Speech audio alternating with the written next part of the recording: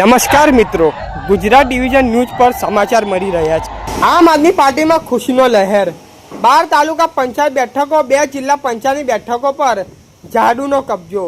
ધાનપુર સ્થાનિક સૌરાજ્યની ચૂંટણીમાં ભાજપના ગઢમાં ઝાડુનો કબજો। દિગ્ગજ ધુરંધર નેતાઓને આમ આદમી પાર્ટીના ઉમેદવારોએ 12 બેઠકો પર વિજય મેળવી ઘર ભેગા કર્યા।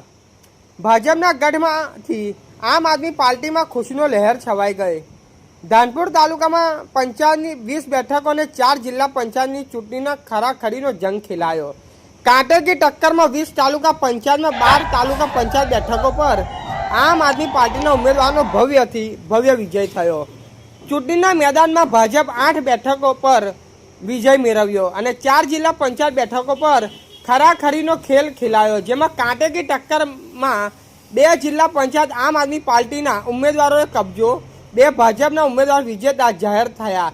ધાનપુર તાલુકો 20-35 વર્ષથી ભાજપનો ગઢ હતો, જેમાં આમ આદમી પાર્ટીના ઉમેદવારોએ વિજયી ધાનપુર તાલુકા કોંગ્રેસ પાર્ટી ખાતું પણ નહીં ખોલવાની છકી બધા ઉમેદવારોની ડિપોઝિટ ડૂલ બધાની હાર ધાનપુર તાલુકામાં આમ આદમી પાર્ટીએ એકો બનાવ્યો।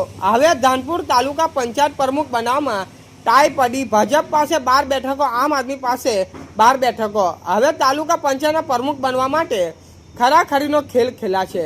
બંને પાર્ટીઓમાં જુઓ વિજેતા ઉમેદવાર શું કહે છે। રિપોર્ટર રમેશ દહમા સાથે Chandubhai Mohaniya. Okay,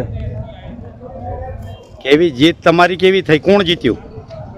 Akashvani seat number 3 માં કેશમબેન સનુભાઈ બાબોરને 1400 ની લીડ આપી છે।